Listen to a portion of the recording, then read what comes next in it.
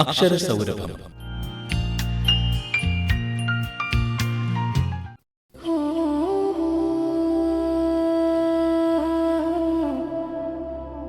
എഴുത്തിന്റെ 6 പതിറ്റാണ്ടുകൾ.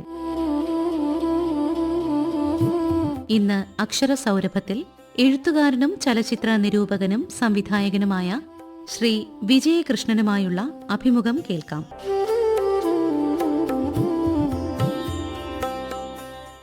ആകാശവാണിയുടെ ഇന്നത്തെ അതിഥി 60 വർഷത്തിലേറെ നീളുന്ന എഴുത്ത് ജീവിതത്തിൻ്റെ ഉടമ. അത് നോവലുകളായി, കഥകളായി, ചലച്ചിത്ര നിരൂപണങ്ങളായി, ചലച്ചിത്ര ഗ്രന്ഥങ്ങളായി ഒക്കെ നീളുന്ന ഒരു സാഹിത്യ സബരിയുണ്ട്.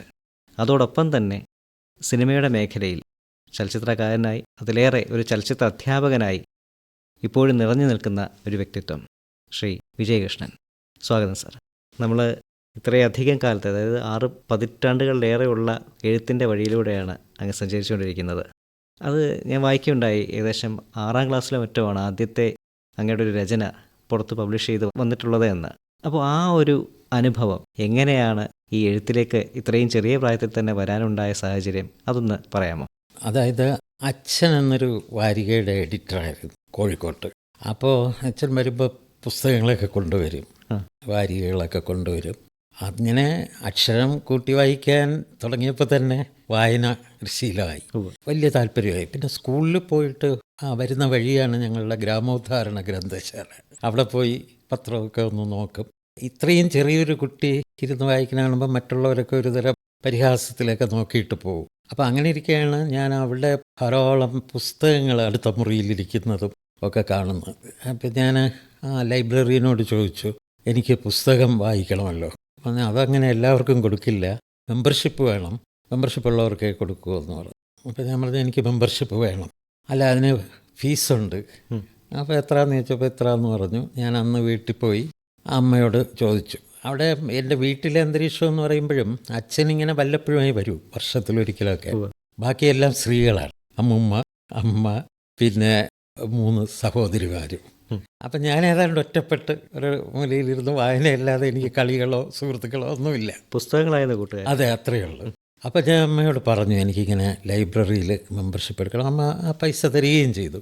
പിറ്റേന്ന് ഞാൻ അവിടെ ചെന്ന് എനിക്ക് മെമ്പർഷിപ്പ് വേണമെന്ന് പറഞ്ഞപ്പോൾ അയാൾ എന്നെ അത്ഭുതത്തോടെ നോക്കിയിട്ട് പറഞ്ഞു, അത് പിള്ളേർക്കൊന്നും കൊടുക്കില്ല, നിൻ്റെ പ്രായത്തിലുള്ളവർക്കല്ലാതെ നീ എന്ത് വായിക്കാനാണെന്നൊക്കെ ചോദിക്കും.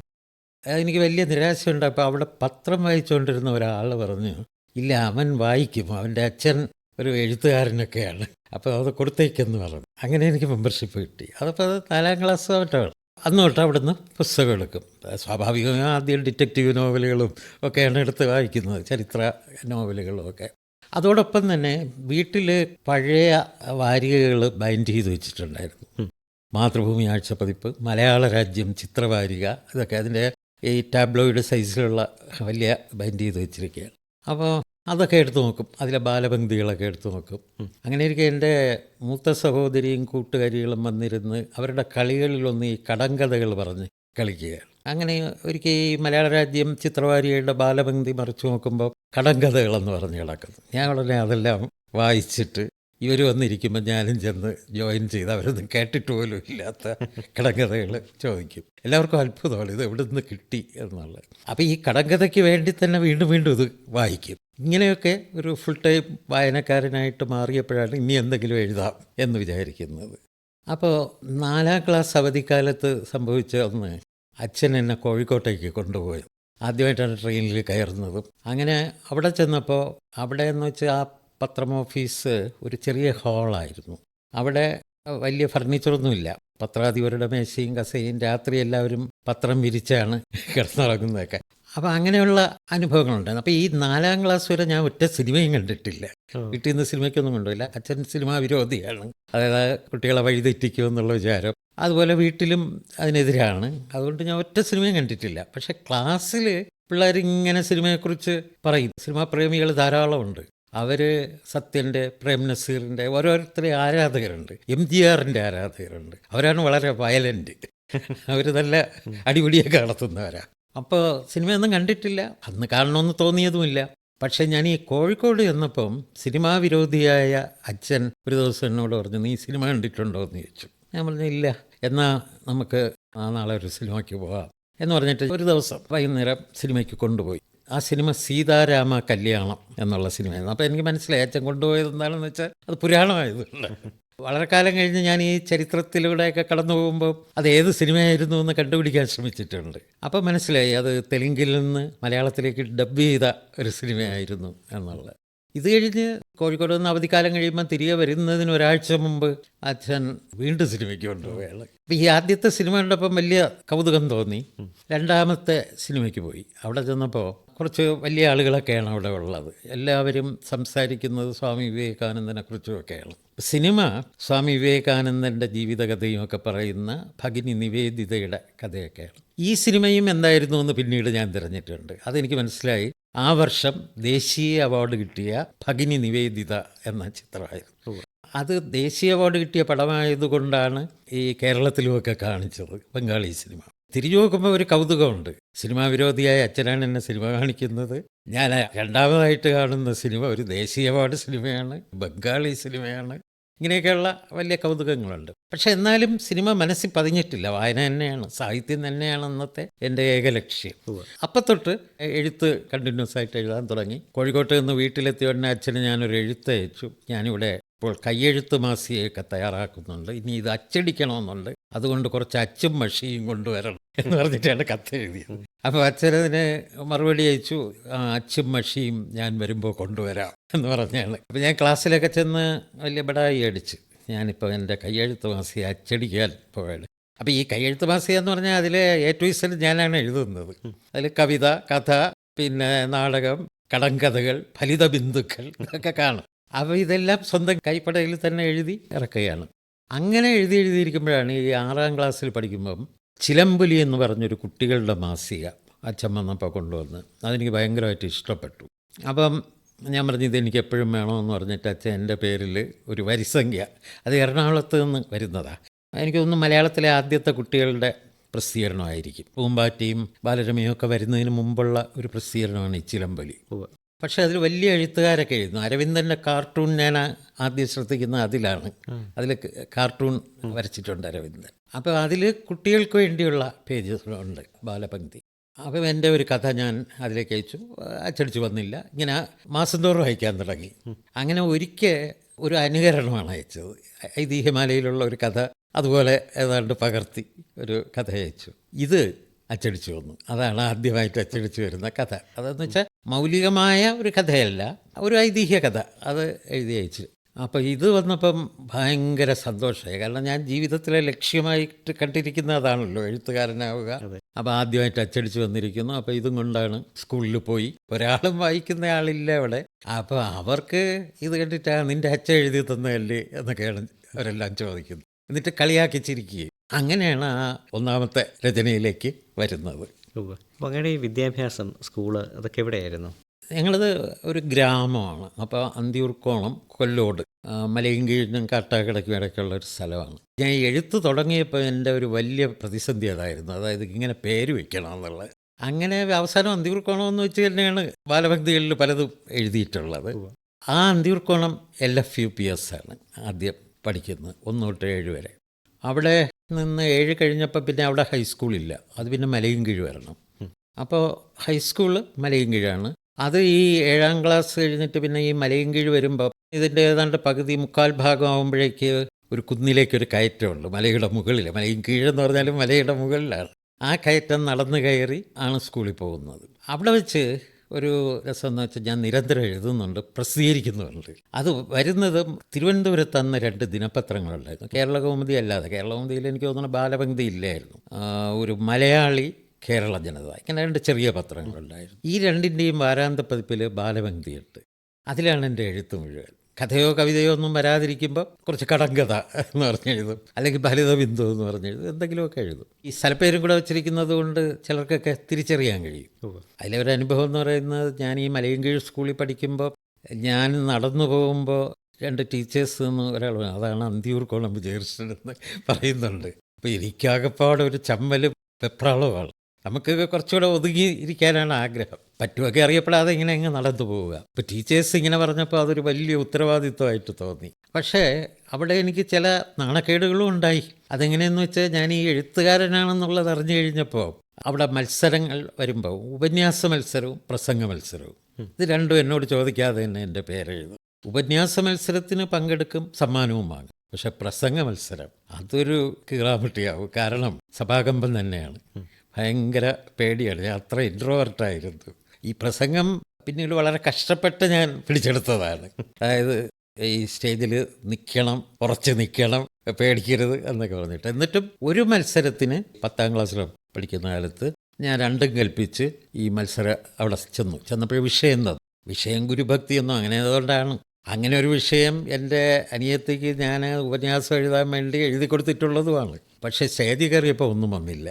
അപ്പോൾ ഈ ഗുരുഭക്തി എന്ന് പറഞ്ഞാലെന്നൊക്കെ പറഞ്ഞിട്ട് വളരെ ചെറിയ ശബ്ദത്തിൽ ചോദിച്ചുകൊണ്ടിരിക്കുമ്പോഴാണ് ഏറ്റവും ബാക്കിലിരുന്ന് ഒരു അധ്യാപകൻ, അദ്ദേഹം വിധികർത്താവ് കൂടെയാണ്, അദ്ദേഹം പറഞ്ഞു, താനെന്താ സ്വകാര്യം പറയാളോ എന്ന് വിളിച്ചു ചോദിച്ചതും സകല ഗ്യാസും പോയി പതുക്കെ അവിടെ നിന്ന് ഇറങ്ങി ഓടിയിട്ടുണ്ട്. അപ്പോൾ അങ്ങനെ കുറേ പരാജയവും ഉണ്ടായിരുന്നു. പക്ഷേ എഴുത്ത് മുന്നോട്ട് തന്നെ പോയിക്കൊണ്ടിരുന്നു. ആ കാലത്തൊന്നും സിനിമ എൻ്റെ മനസ്സിലില്ല. കാരണം സിനിമ കാണുക എന്ന് പറഞ്ഞാൽ അന്ന് സീതാരാമ കല്യാണം കണ്ടതുപോലെ പിന്നീട് വീട്ടിൽ നിന്ന് ഭക്തകുചേല, പിന്നെ ശബരിമല ശ്രീ അയ്യപ്പൻ, സത്യഭാമ, ഇങ്ങനെ ചില സിനിമകൾ പോയിട്ടുണ്ട്. അതെ, അത് മാത്രമേ കണ്ടിട്ടുള്ളൂ. 10ലെത്തിയപ്പോഴാണ്, 10ാം ക്ലാസ് പഠിക്കുന്ന കാലത്താണ് ചെമ്മീൻ എന്ന സിനിമ വരുന്നത്.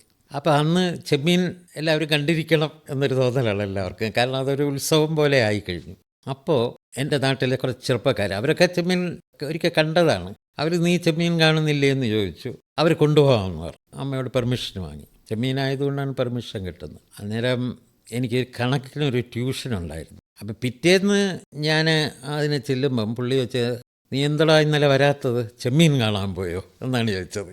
അപ്പം അങ്ങനെ അതിൻ്റെ ചർച്ചകളിലൂടെയാണ് സിനിമയെക്കുറിച്ച് തിരിച്ചും പറയാൻ. കാരണം എല്ലാവരും പുകഴ്ത്തുന്ന ഈ സിനിമയെക്കുറിച്ച് മലയങ്കിഴി ഗ്രന്ഥശാലയുടെ മുമ്പ് ഞാൻ നിൽക്കുമ്പോൾ വിമർശിച്ച് സംസാരിക്കുന്നത് കേട്ടോ. അപ്പോൾ അത് വിമർശിക്കാം, നമുക്ക് നമ്മുടെ അഭിപ്രായം പറയാം. ആരെന്ത് പറഞ്ഞാലും അത് നമ്മൾ കേൾക്കേണ്ട കാര്യമില്ല, നമ്മുടേതായ അഭിപ്രായം തന്നെ പറയാമെന്നൊരു ധാരണ ഉണ്ടാക്കിയെടുക്കാൻ അത് സഹായിച്ചു.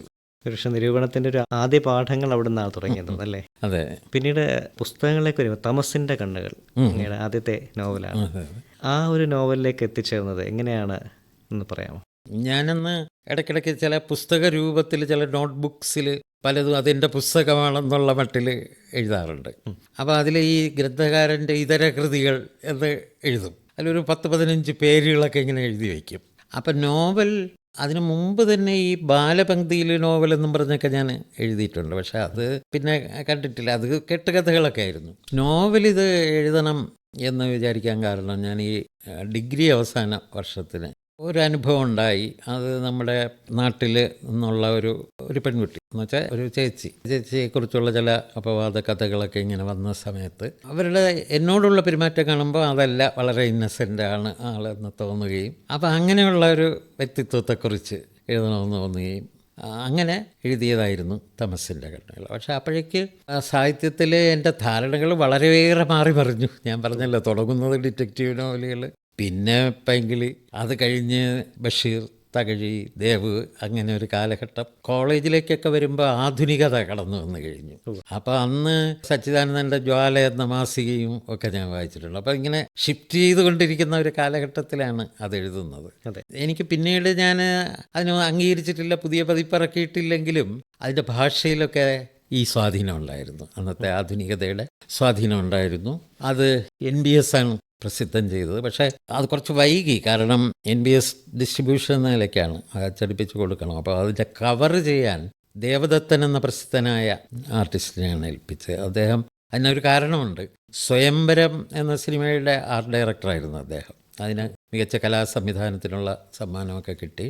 KP കുമാരനും ഈ ദേവദത്തനുമൊക്കെ അടൂരിനോട് പിണങ്ങി മാറി അവരുടേതായ വേറെ സിനിമ ചെയ്യാൻ ആഗ്രഹിച്ചിരിക്കുന്ന ഒരു സമയമാണ്. അങ്ങനെ കുമാരേട്ടനാണ് ഇദ്ദേഹത്തെ പരിചയപ്പെടുത്തി തന്നത്. അപ്പോൾ അദ്ദേഹത്തോടൊരു കവർ വരയ്ക്കാൻ ഞാൻ പറഞ്ഞു.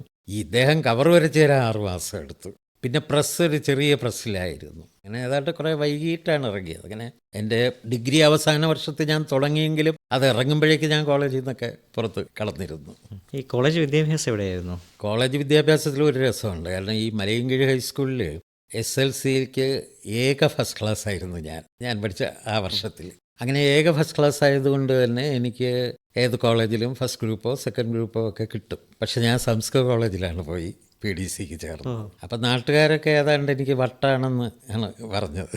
പക്ഷേ എനിക്കൊരു ഉദ്ദേശം ഉണ്ടായിരുന്നു. കാരണം സാഹിത്യമാണല്ലോ എൻ്റെ ലക്ഷ്യം. അപ്പം എൻ്റെ ഭാഷ നന്നായി വരണമെങ്കിൽ ഒരു അടിത്തറ എന്നുള്ളതിലേക്ക് കുറച്ച് സംസ്കൃതവും കൂടെ ഇരിക്കട്ടെ എന്ന് വിചാരിച്ചാണ് ഞാൻ പ്രീ ഡിഗ്രിക്ക് സംസ്കൃതം എടുത്തത്. അപ്പോൾ ആ 2 വർഷം PDC കഴിഞ്ഞിട്ട് പിന്നെ മലയാളം BAക്കാണ് പോകുന്നത്. അത് യൂണിവേഴ്സിറ്റി കോളേജിലാണ്. പിന്നെ എനിക്കുള്ള ഒരു ഭാഗ്യം എന്ന് പറയുന്നത് വളരെ വിശ്രുതരായ അധ്യാപകരാണ് എന്നെ പഠിപ്പിച്ചിട്ടുള്ളത്. ഉദാഹരണത്തിന് M കൃഷ്ണൻ നായർ സാറ്, നമ്മുടെ സാഹിത്യവാരപ്പില കൃഷ്ണൻ നായർ സാറ് എന്നെ PDCക്കും പഠിപ്പിച്ചിട്ടുണ്ട്, BAക്കും പഠിപ്പിച്ചിട്ടുണ്ട്. എന്നെ BAക്ക് പഠിക്കുമ്പോൾ ONV കുറുപ്പ്, തിരുനെല്ലൂർ കരുണാകരൻ, അങ്ങനെ ആനന്ദക്കുട്ടൻ. ഡിപ്പാർട്ട്മെൻറ്റ് ഹെഡ് എന്ന് പറയുന്നത് പ്രൊഫസർ N കൃഷ്ണപിള്ള സാറാണ്. അങ്ങനെ വലിയ അധ്യാപകരൊക്കെ ആയിരുന്നു. ഞാൻ പക്ഷേ വളരെ ഇൻട്രോവേർട്ട് തന്നെ ആയിരുന്നു അവിടെയും. അതുകൊണ്ട് ആരോടും സംസാരിക്കാനൊന്നും പോയില്ല, അവരെ ശ്രദ്ധിച്ചിരിക്കും. പിന്നെ ഒരു വ്യത്യാസം കൂടെ ഉണ്ട്. സ്കൂളിൽ പഠിക്കുമ്പോൾ ഒറ്റ ദിവസം പോലും ആബ്സെൻ്റ് ആയിട്ടുള്ള ആളല്ല ഞാൻ. പക്ഷേ ഈ തിരുവനന്തപുരത്തെത്തി കോളേജിൽ ചേർന്നതിന് ശേഷം എൻ്റെ രീതിയൊക്കെ മാറി. അങ്ങനെയാണ് ഈ സിനിമയിൽ സജീവമാകുന്നത്. കാരണം സിനിമ കാണാൻ തുടങ്ങുന്നത്. രാവിലെ ഉച്ചവരെ ഞാൻ മിക്കവാറും പബ്ലിക് ലൈബ്രറിയിലൊക്കെ ഇരുന്ന് പുസ്തകം വായിച്ചുകൊണ്ടിരിക്കും. ഉച്ച കഴിയുമ്പോൾ മാറ്റിനിക്ക് പോകും. അങ്ങനെ മാറ്റിനിക്ക് പോയി ധാരാളം സിനിമകൾ, ആദ്യം മലയാളത്തിൽ ഇറങ്ങുന്ന സിനിമകളുണ്ട്, അതൊന്നും അങ്ങോട്ട് ഇഷ്ടപ്പെടുന്നില്ല. തമിഴിലെ കാണുന്നു, പിന്നെ ഹിന്ദി കാണുന്നു, ഇംഗ്ലീഷ് കാണുന്നു. എനിക്ക് തോന്നുന്നു സൗണ്ട് ഓഫ് മ്യൂസിക് ആയിരിക്കണം ആദ്യം മനസ്സിന് തട്ടിയ ഒരു സിനിമ എന്ന് പറയാവുന്നത്. അങ്ങനെ സെലക്റ്റീവ് ആകാൻ ആഗ്രഹിക്കുന്നുണ്ടെങ്കിലും നല്ല സിനിമ കിട്ടുന്നില്ല. അതായിരുന്നു അന്നത്തെ സ്ഥിതി. എന്തായാലും ധാരാളം സിനിമ കാണാനിടയായത് ഈ കോളേജ് സമയത്താണ്. അതോടെയാണ് സിനിമയിലോട്ടുള്ള ഒരു ഷിഫ്റ്റും ഉണ്ടാവുന്നത്. അതെ, സിനിമ ശരിക്കും ഒന്ന് പ്രേക്ഷക നിലയ്ക്ക് ഉൾക്കൊള്ളുന്ന ഒരു സമയം അതായിരുന്നിരിക്കണം. അതെ. പിന്നെ എൻ്റെ സ്കൂളിലെ മാതിരി തന്നെ കോളേജിലും സിനിമാ പ്രേമികളായ കുട്ടികൾ ധാരാളം ഉണ്ടായിരുന്നു. പക്ഷെ അവരുടെ ടേസ്റ്റ് വളരെ മോശമായിരുന്നു എന്നല്ലേ ഉള്ളൂ. അടൂർ ഭാസിയെ ആരാധിക്കുന്ന ഒരു കൂട്ടുകാരുണ്ടായിരുന്നു. അയാൾ നല്ല ഹാസ്യമായിരുന്നു. അയാൾ ചിലപ്പം വലുതാവുമ്പോൾ ഹാസ്യ നടനായി വരുമെന്നൊക്കെ ഞാൻ വിചാരിച്ചു. ഒടുവിൽ ഹാസ്യ നടനായത് അയാളുടെ അനിയനാണ്. അതാണ് കൊച്ചുപ്രേമൻ.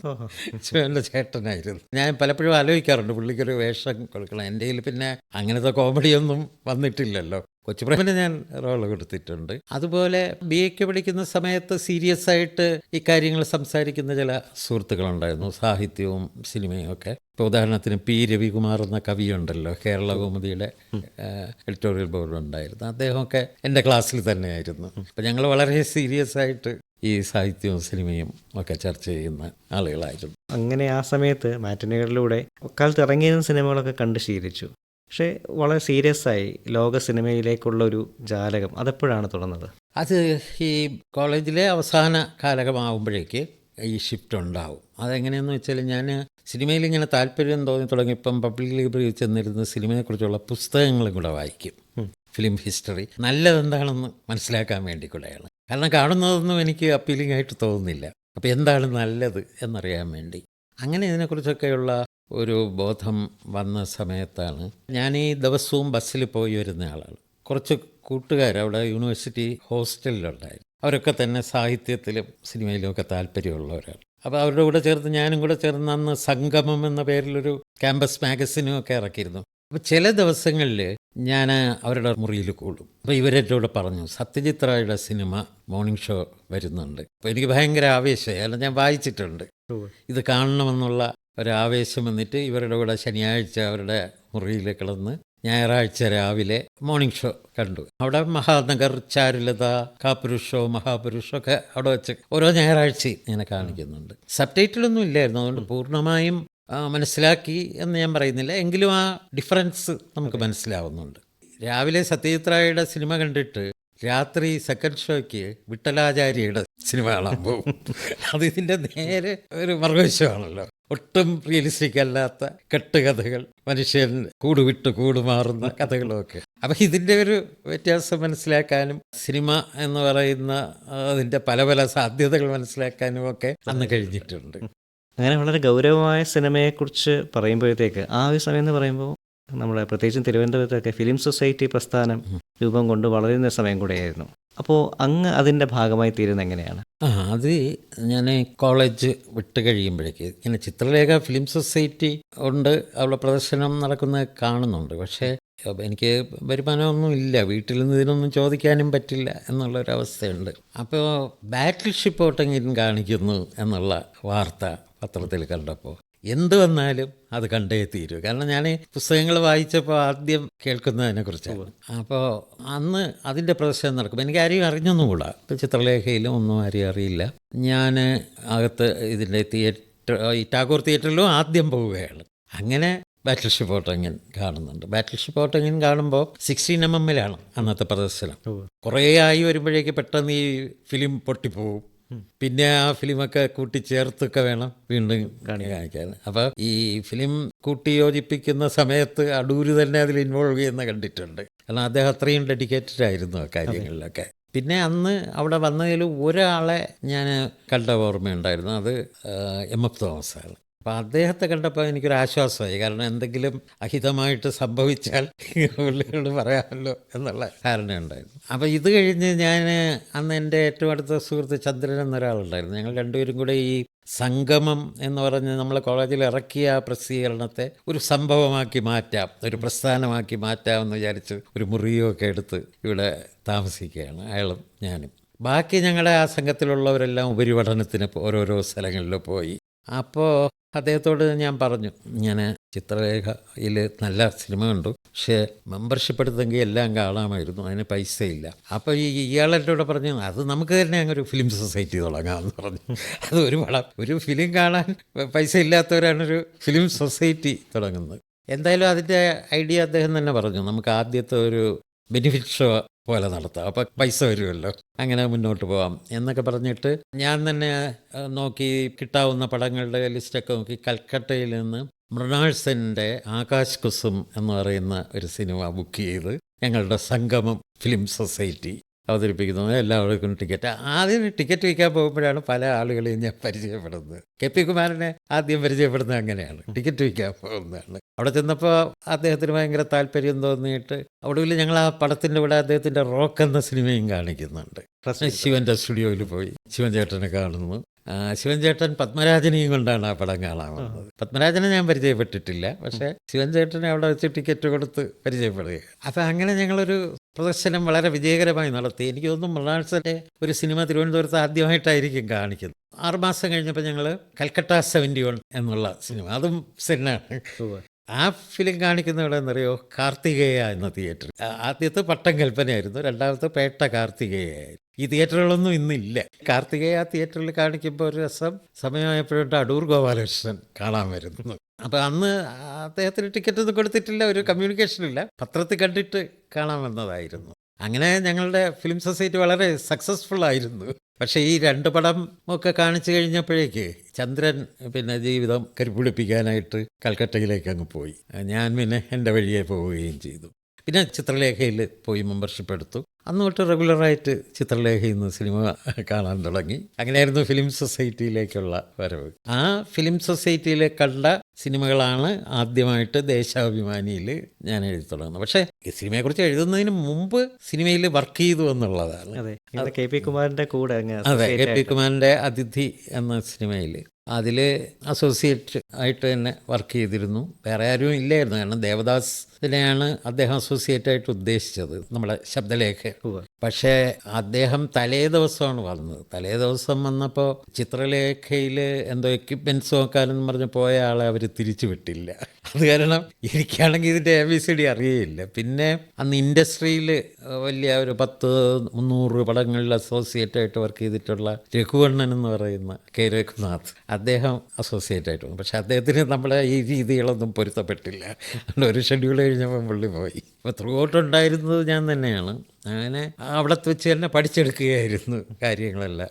സിനിമയുടെ പിന്നണിയിലും അങ്ങനെ അങ്ങയുടെ ഒരു സ്പർശം. പിന്നണിയിലായി കഴിഞ്ഞിട്ടാണ് ഉടനെ തന്നെ വീണ്ടും സിനിമകൾ ചെയ്യാം എന്ന് വിചാരിച്ചിരുന്നു. അസോസിയേറ്റ് ആകാനൊന്നും എനിക്ക് വലിയ താല്പര്യമില്ലായിരുന്നു. കാരണം ഇവിടെ പലരും ചെയ്യേണ്ട പണി ഒറ്റയ്ക്ക് ചെയ്ത് മടുത്ത് പോയ ഒരു അവസരമാണ്. അപ്പം സ്വന്തമായിട്ട് സിനിമ ചെയ്യണമെന്നൊക്കെ ആഗ്രഹിച്ച് അങ്ങോട്ട് ഇറങ്ങി. പക്ഷേ എങ്ങനെ, ആരെയും പിടിയില്ല, നമുക്ക് പ്രൊഡ്യൂസർ വേണമല്ലോ.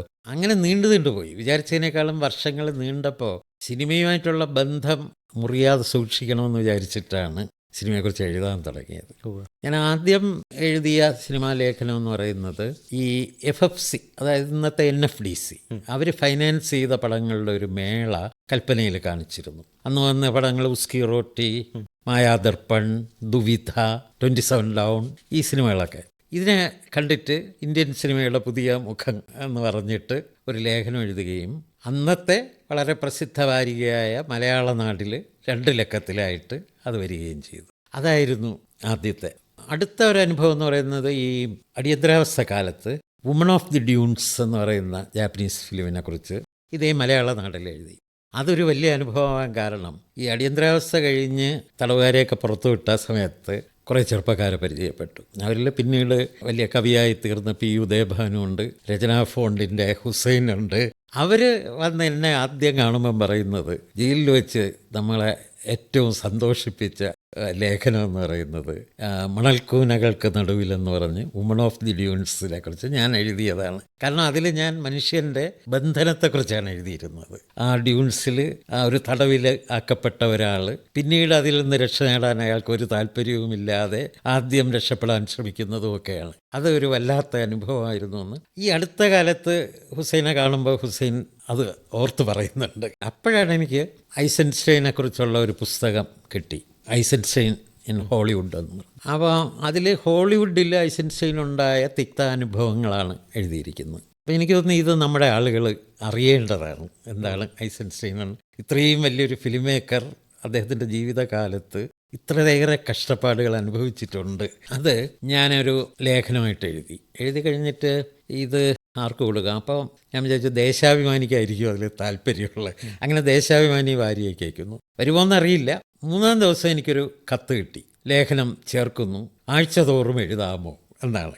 എനിക്കതുപോലെ ഒരു സന്തോഷം വേറെ ഇല്ല. പത്രമാസികകളിൽ സിനിമയെക്കുറിച്ചുള്ള ലേഖനം ഒരു വലിയ സ്റ്റോറി ആയിട്ട് ആരും കൊടുക്കാറില്ല. ഈ അവരുടെ റിവ്യൂ കോളമേ ഉള്ളൂ.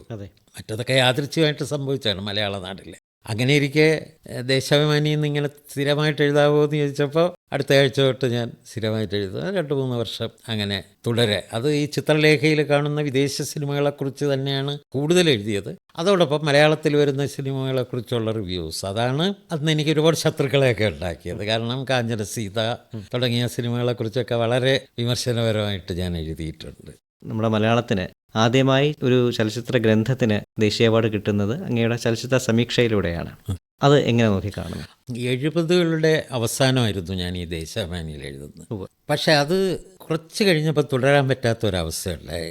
ദേശാഭിമാനിയിൽ നിന്ന് പുറത്ത് ആയപ്പോഴേക്ക് മാതൃഭൂമിയുടെ താരാപഥം എന്ന് പറഞ്ഞെന്ന വാരാന്ത പതിപ്പിലൊരു പേജ് ഉണ്ടായിരുന്നു. അതിലാണ് പിന്നെ കുറേ എഴുതുന്നത്. പിന്നെ ലിറ്റിൽ മാഗസിൻസിലാണ് കൂടുതൽ വലിയ പഠനങ്ങളൊക്കെ വരുന്നത്. അങ്ങനെ ഈ ലിറ്റിൽ മാഗസിൻസിൽ വന്ന ലേഖനങ്ങളും ഇതെല്ലാം കൂടെ ചേർത്തിട്ടാണ് ചലച്ചിത്ര സമീക്ഷ എന്ന പുസ്തകം തയ്യാറാക്കുന്നത്. ഈ പുസ്തകം അവാർഡിന് അയക്കുമ്പോൾ എനിക്ക് രജിസ്റ്റേർഡായിട്ട് അയക്കാനുള്ള പൈസ കിട്ടാത്തതുകൊണ്ട് ഞാൻ ഓർഡിനറി പോസ്റ്റായിട്ട് പ്രിന്റഡ് ബുക്ക് പോസ്റ്റ് എന്നുള്ള ഇതിൽ അത് സുരക്ഷിതമല്ല. കാരണം അത് പാക്ക് ചെയ്യാൻ പറ്റില്ല. ഇങ്ങനെയാണ് അയക്കുന്നത്. അതുകൊണ്ട് അവിടെ എത്തുമോ എന്ന് പോലും എനിക്ക് സംശയം ഉണ്ടായിരുന്നു. ഏതായാലും ആ വർഷം വളരെ യാദൃച്ഛികമായിട്ട്, അന്ന് പിന്നെ ഇതുപോലെ നമുക്ക് TV ഒന്നും ഇല്ലല്ലോ, അതുകൊണ്ട് ഞാൻ അറിയുന്നൊന്നുമില്ല. തൃശ്ശൂർ നിന്ന് എൻ്റെ 2 ഫ്രണ്ട്സ് വന്ന് അവരുടെ കൂടെ കന്യാകുമാരിയിലൊക്കെ പോയി മടങ്ങി വരുമ്പോൾ മാർത്താണ്ഡം ഭാഗത്തെത്തിയപ്പോൾ മുമ്പിൽ ഒരാൾ ഇന്ത്യൻ എക്സ്പ്രസ്സുമായിട്ട് കയറിയപ്പോൾ കമലഹാസൻ്റെ പടം അതിലുണ്ട്. അപ്പം ഞാൻ എത്തി നോക്കി. പിന്നെ ഒരു കാര്യം, ആ വർഷം ഞാൻ ഇവിടുത്തെ സ്റ്റേറ്റ് അവാർഡ് കമ്മിറ്റിയിലുണ്ടായിരുന്നു.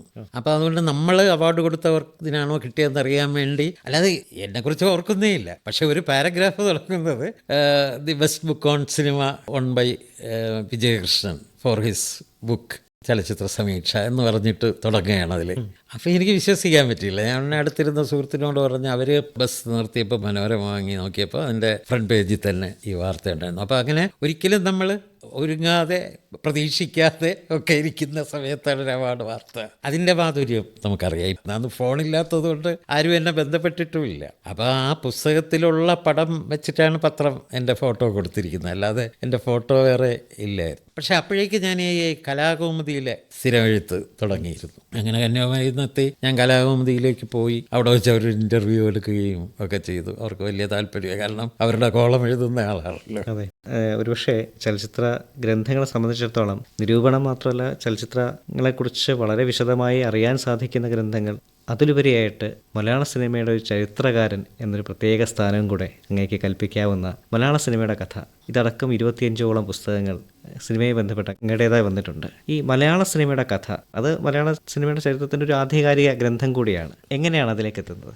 അത് നമ്മുടെ കേരളത്തിൽ ആദ്യമായിട്ട് ഇൻ്റർനാഷണൽ ഫിലിം ഫെസ്റ്റിവൽ വരുന്നത് IFFIയുടെ ഒരു എഡിഷൻ. അതായത് അക്കാലത്ത് IFFI ആൾട്ടർനേറ്റീവ് ഇയേഴ്സിൽ ഫിലിമോത്സവം എന്ന് പറഞ്ഞ് മറ്റ് നഗരങ്ങളിൽ, എന്നാൽ ഡൽഹിയിലാണ് IFFI, അടുത്ത വർഷം ഏതെങ്കിലും ഒരു സംസ്ഥാന തലസ്ഥാനത്ത് ഈ ഫിലിമോത്സവമാണ്. അങ്ങനെ 1988 ആയപ്പം തിരുവനന്തപുരത്ത് IFFI ഫിലിമോത്സവം വരുന്നു. ആ വർഷമാണ് മലയാള സിനിമയുടെ 50-ാം വർഷമായിട്ട് നമ്മുടെ അധികാരികളൊക്കെ കരുതിയിരുന്നത്. അപ്പം P. ഗോവിന്ദപിള്ളയായിരുന്നു KSFDC chairman. അദ്ദേഹം എന്നെ വിളിച്ചിട്ട് പറഞ്ഞു, നമ്മുടെ മലയാള സിനിമയുടെ 50-ാം വർഷമല്ലേ, മലയാള സിനിമയെക്കുറിച്ച് ഒരു ചരിത്ര പുസ്തകം എഴുതണം, അത് നമുക്ക് ഈ ഫെസ്റ്റിവലിന് റിലീസ് ചെയ്യാമെന്ന് പറഞ്ഞു. അപ്പോൾ എനിക്ക് 2 മാസമേ ഉള്ളൂ. ഞാൻ അദ്ദേഹത്തോട് പറഞ്ഞു, 50-ാം വർഷമല്ല, ഇത് 60-ാം വർഷമാണ്. അങ്ങനെ ഞങ്ങൾ തമ്മിൽ ആർഗ്യൂ ചെയ്തു. അവസാനം ഞാൻ പറഞ്ഞു, അത് 60-ാം വർഷമാണ്, എനിക്ക് നല്ല നിശ്ചയമുണ്ട്. വിഗതകുമാരനാണ് ആദ്യത്തെ പടം, ബാലനല്ല. അങ്ങനെ വരുമ്പോൾ 60-ആണ് 1928 വെച്ച്. അപ്പം പുള്ളി പറഞ്ഞു, അത് വിജയകൃഷ്ണനൊന്നും പോലെ എഴുതിക്കോ, ഞങ്ങൾ ആഘോഷിക്കുന്ന 50-ആണെന്നൊക്കെ പറഞ്ഞ് അങ്ങനെ ആ ആഘോഷത്തിൻ്റെ ഭാഗമായിട്ട് ഇത് പിൽക്കാലത്ത് ഇതിൻ്റെ കോൺട്രവേഴ്സിയൊക്കെ ഉണ്ടാകുമ്പോൾ ഞാൻ എഴുതുമ്പോൾ ആരോ ഒരാൾ എന്നെ കളിയാക്കിക്കൊണ്ട് പറഞ്ഞു, വിശ്വാസം അതല്ലേ എല്ലാം, PG ഇങ്ങനെ പറഞ്ഞിട്ടുണ്ടെന്ന് പറഞ്ഞപ്പോൾ. പക്ഷേ PG പറഞ്ഞത് എൻ്റെ ഓർമ്മയോ എൻ്റെ നുണയോ അല്ല, എൻ്റെ ഈ പുസ്തകത്തിൻ്റെ അവതാരികയിൽ അദ്ദേഹം എഴുതിയിട്ടുണ്ട് അങ്ങനെ തന്നെ. അതായത് ഈ വർഷം നമ്മൾ മലയാള സിനിമയുടെ 50-ാം വർഷം ആഘോഷിക്കുകയാണ്, എന്നാൽ ഈ പുസ്തകത്തിൻ്റെ കർത്താവായ വിജയകൃഷ്ണനെ പോലെയുള്ളവർ ഇത് 60-ആണ് എന്ന് വിശ്വസിക്കുന്നു എന്ന് പറഞ്ഞാണ് അദ്ദേഹം എഴുതിയിരിക്കുന്നത്. പക്ഷെ അത് 3 കൊല്ലം കഴിഞ്ഞപ്പോൾ നമുക്ക് സ്ഥാപിച്ചെടുക്കാൻ കഴിഞ്ഞു. അതുകൊണ്ടാണ് 92 ആയപ്പോൾ JC ഡാനിയൽ അവാർഡ് തന്നെ ഉണ്ടാകുന്നത്. അത് സ്ഥാപിച്ചെടുക്കാൻ കഴിഞ്ഞതും ആ പുസ്തകത്തിൻ്റെ ഒരു ഗുണമാണ്. തീർച്ചയായിട്ടും. അപ്പോൾ അതിലേക്ക് വരുമ്പോൾ ഞാൻ ഈ പറഞ്ഞതുപോലെ 2 മാസമൊക്കെയാണ് കിട്ടുന്നത്. അത് ചെയ്യാൻ കഴിയുമോ? ഒരിക്കലും ഇല്ല, പ്രത്യേകിച്ച് ചരിത്രം. അത് ഞാൻ PGയോട് പറഞ്ഞപ്പോൾ PGക്ക് എന്നെ ഭയങ്കര വിശ്വാസമായിരുന്നു. കാരണം നല്ല ഫാസ്റ്റായിട്ട് എഴുതുമെന്നുള്ളതുകൊണ്ട് അക്കാലത്ത് അങ്ങനെയാണല്ലോ, ആഴ്ചതോറും എഴുതിയല്ലേ. കലാകൗമുദിയിലും ഫിലിം മാഗസിനിലും ആഴ്ചയിൽ 2 ലേഖനം. അങ്ങനെ ഒരാൾക്ക് സാധിക്കും എന്ന് പറഞ്ഞതുകൊണ്ട് എനിക്കും അപ്പോൾ അതൊരു ചലഞ്ചായി തോന്നി. അങ്ങനെ ഞാൻ കുത്തിയിരുന്ന് എഴുതുന്നത് ഇങ്ങനെ കമ്പോസ് ചെയ്യാനായിട്ട് കൊടുക്കുകയും ഒക്കെ ആയിരുന്നു. അങ്ങനെ നമ്മളത് എഴുതി തീർത്തു. KSFDC ആണ് അത് പബ്ലിഷ് ചെയ്തത്. അവരൊരു പുസ്തകം പബ്ലിഷ് ചെയ്യുന്നതും അങ്ങനെ ആദ്യമായിട്ടായിരുന്നു. ഈ ഗ്രന്ഥരചനയ്ക്കൊപ്പം തന്നെ അങ്ങ് വീണ്ടും ചലച്ചിത്ര മേഖലയിലേക്ക് വരുമ്പോൾ തിരക്കഥാകൃത്തായും സംവിധായകനായും ഒരു വ്യക്തിമുദ്ര കൂടെ പതിപ്പിച്ചിട്ടുണ്ട്. പ്രത്യേകിച്ച് നിധിയുടെ കഥ തുടങ്ങി കുറേയധികം സിനിമകൾ അങ്ങയുടേതായി പുറത്തു വന്നിട്ടുമുണ്ട്. ഒരു കാഴ്ചക്കാരൻ നിലയ്ക്കാണ് അങ്ങ് തീർച്ചയായിട്ടും എഴുത്തിലേക്ക് വന്നിട്ടുള്ളത്. ഒരു സംവിധായകൻ എന്ന നിലയ്ക്ക് അങ്ങ് എങ്ങനെയാണ് ആ ഒരു സിനിമ ഉൾക്കൊണ്ടിട്ടുള്ളത്? എഴുത്തുകാരൻ എന്നുള്ള നിലയ്ക്കല്ല, അതായത് സിനിമയെക്കുറിച്ച് എഴുതാനല്ല ഞാൻ ആദ്യം ആഗ്രഹിച്ചതെന്ന് പറഞ്ഞല്ലോ, സിനിമ എടുക്കാൻ തന്നെ. അപ്പോൾ സിനിമയിൽ എനിക്ക് ചില കാഴ്ചപ്പാടുകളുണ്ടായിരുന്നു. ഇന്ന് തിരിഞ്ഞാലോചിക്കുമ്പോൾ എൻ്റെ കാഴ്ചപ്പാടിലുള്ള സിനിമ വല്ലതും ഞാൻ എടുത്തിട്ടുണ്ടോ എന്ന് ചോദിച്ചാൽ ഇല്ല എന്നാണ് ഉത്തരം. കാരണം ഇങ്ങനെയൊന്നുമല്ല ഞാൻ ആഗ്രഹിച്ചത് നടന്നിട്ടില്ല. ഇപ്പം നിധിയുടെ കഥ തന്നെ അങ്ങനെ വന്നത് എന്തുകൊണ്ടെന്ന് വെച്ചാൽ 1 ലക്ഷം രൂപയേ ഉള്ളൂ പ്രൊഡക്ഷൻ കോസ്റ്റ്. 1 ലക്ഷം രൂപയ്ക്ക് പടമെടുക്കുമ്പോൾ നമുക്ക് ധാരാളം കഥാപാത്രങ്ങളും ധാരാളം ലൊക്കേഷൻ ഷിഫ്റ്റുകളും വലിയ കഥാവസ്തുവും ഒക്കെ ആയിട്ട് ചെയ്യാൻ പറ്റില്ലല്ലോ. അങ്ങനെ ഞാൻ ചുരുക്കി ആലോചിച്ചു. അതേസമയം റിയലിസ്റ്റിക് അല്ലാത്ത ഒരു സിനിമ എടുക്കണമെന്നും വിചാരിച്ചു. അങ്ങനെയാണ് 3 കഥാപാത്രങ്ങൾ മാത്രം. ഒരു രാത്രിയും പകലുമാണ് കഥാകാലം, ഒരൊറ്റ ലൊക്കേഷൻ. അങ്ങനെ ഒരു കഥ സ്വയം തിരഞ്ഞെടുക്കുകയായിരുന്നു. അപ്പോൾ അത് കുറേ സാഹചര്യങ്ങളുടെ ആവശ്യമായിരുന്നു, പ്രായോഗികതയായിരുന്നു. കാരണം നമ്മൾ ഈ പലർക്കും അബദ്ധം പറ്റുന്നത് വലിയ കഥാവസ്തുക്കൾ എടുത്തിട്ട് ചെറിയ ബഡ്ജറ്റിൽ കൊണ്ടുവരാൻ നോക്കും. വലിയ കഥാവസ്തുക്കൾ വലിയ ബഡ്ജറ്റിൽ പറയേണ്ട വലിയ ബഡ്ജറ്റിൽ പറഞ്ഞാലേ ശരിയാവൂ, അല്ലെങ്കിൽ പിന്നെ നമ്മളെ കൈവയ്ക്കാതിരിക്കുക എന്നല്ലേ. അങ്ങനെയാണ് നിധിയുടെ കഥ എടുത്തത്. പക്ഷെ അത് ശരിയായൊരു ബിഗിനിങ് ആയിരുന്നോ എന്ന് ചോദിച്ചാൽ അല്ലായിരിക്കും. കാരണം അതോടെ എന്നെക്കുറിച്ചുള്ള ഒരു ധാരണകൾ മാറിപ്പോയി. ഒന്നാമത് അത് ഒട്ടും റിയലിസ്റ്റിക് അല്ലാത്തതുകൊണ്ടും കണ്ടാൽ മനസ്സിലാകാത്തതായതുകൊണ്ടും പൊതുവേ അതൊരു നിരസിക്കപ്പെട്ട ഒരു സിനിമ എന്ന് പറയാം. പക്ഷേ എനിക്കിഷ്ടപ്പെട്ട ഒരു ചിത്രമാണത്. സന്തോഷ് ശിവൻ്റെ ആദ്യ ചിത്രം. അതെ, സന്തോഷ് ശിവൻ്റെ ആദ്യത്തെ. അതും രസകരമാണ്. കാരണം നമ്മൾ ഇത് ചെയ്യാൻ തുടങ്ങുമ്പോൾ എല്ലാം പുതിയ ആൾക്കാർ തന്നെ വേണം എന്ന് നിർബന്ധമുണ്ടായിരുന്നു. ഒരു KSFDCയിൽ എഡിറ്ററായിരുന്ന രാജശേഖരനായിരുന്നു പ്രൊഡ്യൂസർ. ഞാൻ അന്ന് ചെയ്ത ചില ഡോക്യുമെൻ്ററീസൊക്കെ പുള്ളിയാണ് എഡിറ്റ് ചെയ്തിരുന്നത്. അങ്ങനെയാണ് രാജശേഖരൻ പറഞ്ഞത്, ഞാൻ 1 ലക്ഷം രൂപ മുടക്കാം, ചെയ്യാവോ എന്ന് ചോദിച്ചു. കാരണം എൻ്റെ ഈ അഭ്യാസങ്ങളും തേടി നടക്കുന്നതും ഒക്കെ കണ്ടിട്ടായിരുന്നു. അതിനു മുമ്പ് വേറൊന്നായിരുന്നു ഉദ്ദേശിച്ചിരുന്നത്, ഈ പക്ഷിശാസ്ത്രക്കാരൻ്റെ പക്ഷികളെന്ന് പറഞ്ഞ് അതും ഒരു ചെറിയ ബഡ്ജറ്റിലായി. പക്ഷെ അതും പോരാ എന്ന് തോന്നിയിട്ടാണ് ഈ 3 കഥാപാത്രങ്ങൾ മാത്രം ഉള്ളതിലേക്ക് വരുന്നത്. അപ്പോൾ അങ്ങനെ വരുമ്പം എല്ലാ പുതിയ ആളുകൾ തന്നെ ആവണം, വലിയ പൈസ കൊടുത്ത ആളെ കൊണ്ടുവരാൻ പറ്റില്ലല്ലോ. അങ്ങനെ ക്യാമറ ചെയ്യാനായിട്ട് നോക്കുമ്പോഴാണ് ചിത്രാഞ്ജലിയിൽ ഒരു ചെറുപ്പക്കാരൻ വന്ന് ഭയങ്കര ബഹളമാണ് അവിടെ, അകത്തോട്ട് കയറുന്നു, ഓരോരുത്തരോട് വാചകം അടിക്കുന്നു. അപ്പം രാജശേഖരൻ പറഞ്ഞു, ഇത് ശിവചേട്ടൻ്റെ മോനാണ് സന്തോഷം, ഇപ്പോൾ ഇതാ പിന്നെ ഫിലിം ഇൻസ്റ്റിറ്റ്യൂട്ടിൽ നിന്ന് വന്നതാണെന്നൊക്കെ പറഞ്ഞു. അങ്ങനെ ഞങ്ങൾ അവിടെ വെച്ച് തന്നെ കണ്ടു, പരിചയപ്പെട്ടു. അവസാനം ഇങ്ങനെ ഒരു പടം എടുക്കണമെന്ന് പറഞ്ഞപ്പോൾ അപ്പോൾ തന്നെ പിന്നെന്താ, ഞാൻ റെഡി, നമുക്ക് ചെയ്യാം എന്ന് പറഞ്ഞിട്ട് വന്നു. അതിനുശേഷം പലപ്പോഴും സന്തോഷ് പറഞ്ഞിട്ടുണ്ട്, ഒരിക്കൽ ആരുടെയോ അടുത്ത് ചെല്ലുമ്പോൾ ഈ വിജയകൃഷ്ണൻ്റെ അടുത്തൊക്കെ എങ്ങനെ വർക്ക് ചെയ്യുന്നതെന്ന് ചോദിച്ചു. അപ്പോൾ ഇയാൾ തിരിച്ചു പറഞ്ഞു, അദ്ദേഹത്തോട് ആളുകൾ ഇങ്ങനെ ചോദിച്ചിട്ടുണ്ട് സന്തോഷിനോടൊപ്പം എങ്ങനെ വർക്ക് ചെയ്യുന്നു എന്നൊക്കെ അന്ന്. അപ്പോൾ അങ്ങനെ അദ്ദേഹം വന്നു. അതിൻ്റെ 1-ാമത്തെ ദിവസത്തെ വർക്കിൽ തന്നെ ഞാൻ അദ്ദേഹത്തിൻ്റെ പ്രത്യേകതകൾ മനസ്സിലാക്കി. അന്ന് ചിത്രാഞ്ജലിയിൽ നിന്ന് ലൈറ്റ് വരാൻ കഴിയുന്നില്ല, കാരണം പൊന്മുടിയിലാണ് ഷൂട്ടിംഗ്. കല്ലാറ് വെച്ച് റോഡിൽ ഒരു മരം മുറിഞ്ഞു വീണത് കാരണം യൂണിറ്റ് എത്തുന്നില്ല, ലൈറ്റുകൾ വേണ്ടത്രയില്ല, തോരാത്ത മഴ, മിസ്റ്റ്. അപ്പോൾ ഈ മിസ്റ്റിനിടയിൽ കൂടെയൊക്കെയാണ് ക്യാമറ വെച്ച് അന്ന് ഷോട്ടുകളൊക്കെ എടുത്തത്. ആ ഒരു അഡ്വഞ്ചർ നേച്ചർ കണ്ടപ്പോൾ, എന്നിട്ട് അതിൻ്റെ ആ റിസൾട്ടും കണ്ടപ്പോൾ ഞാൻ കൂടെയുള്ളവരോട് പറഞ്ഞു, ഈ സന്തോഷ് കേരളത്തിൽ ഒതുങ്ങി നിൽക്കില്ല എന്ന് പറഞ്ഞു. അതുപോലെ തന്നെ സംഭവിക്കുകയും ചെയ്തു. പിന്നീട് ദലമർമരങ്ങളുണ്ടായി, മയൂര നൃത്തം പോലെ സിനിമകൾ വന്നു. അപ്പോൾ ഒരു ചലച്ചിത്രകാരൻ എന്ന നിലയ്ക്ക് അങ്ങ് തന്നെ പറഞ്ഞിപ്പോൾ ഞാൻ ആഗ്രഹിക്കുന്ന പോലെ എത്തിയിട്ടില്ല എന്ന്. പക്ഷെ എന്തായിരുന്നു ഇപ്പോൾ ആഗ്രഹിച്ച ഒരു നിലപാട്? ഞാൻ ആഗ്രഹിച്ചത് എങ്ങനെയെന്ന് വെച്ചാൽ, എനിക്ക് എൻ്റെ ഏറ്റവും പ്രിയപ്പെട്ട സംവിധായകൻ കുറോസാവയാണ്. അപ്പം ബർഗ്മാൻ അത് കഴിഞ്ഞ് വരും, പക്ഷെ ബർഗ്മാനെ പോലെ സിനിമ എടുക്കാൻ ഒരിക്കലും ആഗ്രഹിച്ചിട്ടില്ല. അതുപോലെ ബ്രസോൺ എൻ്റെ ഏറ്റവും ഇഷ്ടപ്പെട്ട സംവിധായകർ ഇവരൊക്കെയാണ്. ഇക്കൂട്ടത്തിൽ കുറോസാവയുടെ രീതിയാണ് അപ്രോച്ച് ചെയ്യാൻ ആഗ്രഹിക്കുന്ന ഒരു രീതി. അതായത് സംഘർഷങ്ങളുണ്ടാവുക, ജനങ്ങൾക്ക് ഇഷ്ടപ്പെടുക, അതേസമയം നമുക്കതിൽ കുറേ ആഴങ്ങൾ കൊണ്ടുവരികയും ചെയ്യുക. പക്ഷെ അത് വടക്കൻ പാട്ടൊക്കെ ഞാൻ പ്ലാൻ ചെയ്തിരുന്നു. വിക്രമിനോട് ഞാൻ പറഞ്ഞിട്ടുണ്ട് ഒരിക്കൽ. വിക്രമിനും ഭയങ്കര ആവേശമായിരുന്നു, അദ്ദേഹത്തിൻ്റെ ഭാര്യ വടകര ഭാഗത്തുള്ളതാണ്. അപ്പോൾ ഇതിനെ കുറിച്ചൊക്കെ അത് കഴിഞ്ഞ് 2 വർഷം കഴിയുമ്പം വിക്രം വലിയ സൂപ്പർ സ്റ്റാറായി അങ്ങ് മാറി. പിന്നെ ഇതൊന്നും പറയാൻ പറ്റില്ലല്ലോ. അപ്പോൾ അവരവർക്ക് അവരുടെ വഴി, അതൊന്നും നടന്നില്ല. പിന്നെ ചെയ്തതിൽ ഇപ്പോൾ ദലമർമരങ്ങൾ തിരക്കേടില്ലാത്ത ഒരു വർക്കായി. അതിലും കുറച്ചൊക്കെ പരീക്ഷണപരമായിട്ടൊക്കെ ചെയ്യാൻ കഴിഞ്ഞിട്ടുണ്ട്. ഇതൊക്കെ അതുപോലെ പലരും ചെയ്യുന്നുണ്ട്. അന്ന് പക്ഷേ ആദ്യമായിട്ടായിരുന്നു ഇങ്ങനെ 3 കഥാപാത്രങ്ങളെ, 3 പെൺകുട്ടികളാണ്. ഓരോ കഥയും ഒരു പെൺകുട്ടിയുടെ കഥയാണ്, അത് തമ്മിൽ കണക്ട് ചെയ്ത് വരുന്നു. ആദ്യ രീതിയിലുള്ള ഒരു സിനിമയായിരുന്നു ദലമർമരങ്ങൾ. അങ്ങനെ കുറച്ചെങ്കിലും മനസ്സുകൊണ്ട് ഇഷ്ടപ്പെടാൻ കഴിഞ്ഞിട്ടുള്ള സിനിമകൾ അതൊക്കെ തന്നെയാണ്. തീർച്ചയായിട്ടും സിനിമ കൂടാതെ ടെലിവിഷന്റെ രംഗത്ത് തീർച്ചയായിട്ടും അങ്ങയുടേതായ സംഭാവനകൾ ഒരുപാട് വന്നിട്ടുണ്ട്. ദൂരദർശന്റെ പരമ്പരകൾ തൊട്ട് ശേഷമുള്ള ഒരുപാട് വർക്കുകൾ ആ രീതിയിലും വന്നിട്ടുണ്ട്. ഈ വലിയ സ്ക്രീനിൽ നിന്നും ചെറിയ സ്ക്രീനിലേക്ക് മാറിയപ്പോൾ എങ്ങനെയാണ് തോന്നിയത്? ശരിക്കും ആദ്യത്തെ സിനിമ കഴിഞ്ഞിട്ടാണ് ഞാൻ ഈ ടി വിയിലേക്ക് പോകുന്നത്. അതിൻ്റെ ഒരു കാരണം വലിയ സിനിമ കിട്ടാത്തത് തന്നെയാണ്. എന്ത് ചെയ്യണമല്ലോ എന്ന് വിചാരിച്ചിട്ടാണ്. പക്ഷെ അങ്ങനെ തുടങ്ങിയപ്പോൾ തിരുവനന്തപുരം ദൂരദർശൻ തുടങ്ങിയ ആ സമയത്ത് ആദ്യകാല സീരിയലുകൾ ചെയ്യാൻ കഴിയുന്നു. അപ്പം ഞാൻ കുറേ സീരിയൽസ് പുറത്തും ചെയ്തിട്ടുണ്ടെങ്കിലും സീരിയൽസ് ഞാൻ ചെയ്തതിൽ തൃപ്തികരമായിട്ടുള്ളത് ദൂരദർശന് വേണ്ടി ചെയ്തത് തന്നെയാണ്. അന്നത്തെ 13 എപ്പിസോഡ്. അതിൽ ഞാൻ ഒരു യൂഷ്വൽ കഥകളൊക്കെ മാറ്റി എല്ലാം പരീക്ഷണപരമായി ചെയ്തു. ഉദാഹരണത്തിന് ആദ്യത്തെ ഒരിടത്തൊരിക്കൽ, അത് കുട്ടികളുടെ കഥകളാണ്. ഇതിനൊക്കെ സ്റ്റേറ്റ് അവാർഡും കിട്ടിയിട്ടുണ്ട്. അപ്പോൾ ഒരിടത്തൊരിക്കൽ എന്ന് പറയുന്നതിൻ്റെ ആ ടൈറ്റിൽ ഞാൻ കൊടുത്തിട്ടുള്ള ഒരിക്കൽ എന്ന് പറഞ്ഞിട്ടുള്ള ഒരു പാട്ടുണ്ട്. അതിപ്പോഴും ആ പ്രായത്തിലെ കുട്ടികളായിരുന്നവർ, ഞാൻ ചിലയിടത്തൊക്കെ പരിപാടികൾക്ക് പോകുമ്പം അവരിരുന്ന് ഇങ്ങനെ പാടും. കാരണം അത് അവരുടെ മനസ്സിൽ പതിഞ്ഞിട്ടുണ്ട്. അത് കഴിഞ്ഞ് പിന്നെ ചെയ്ത കഥാസംഘമാണ് മലയാളത്തിലെ പ്രശസ്ത സാഹിത്യകാരന്മാർ. അന്നാരും ഇത് ഇങ്ങനെയൊന്നും ചെയ്തിട്ടുള്ളതല്ല. തകഴിയുടെ, ദേവിൻ്റെ, ബഷീറിൻ്റെ ഒക്കെ കഥകളെടുത്ത് ഒരു 10 കഥകളെടുത്ത് 13 എപ്പിസോഡായിട്ട് വന്നു. പൊറ്റക്കാടിൻ്റെ 2 എപ്പിസോഡായിട്ട് വന്നു. അപ്പോൾ അങ്ങനെ പിന്നെ മൂർഖുകൊത്ത് കുമാരൻ്റെ കഥ 2 എപ്പിസോഡ്. അതുകൊണ്ടാണ് 10 ഓഗസ്റ്റ് 13 എപ്പിസോഡ്. അത് ചെയ്തു. അത് കഴിഞ്ഞ് 3ാമത് ചമയം എന്ന് പറയുന്നത്, അത് വളരെ സൂപ്പർ ഹിറ്റ് സീരിയലായിരുന്നു അക്കാലത്ത്.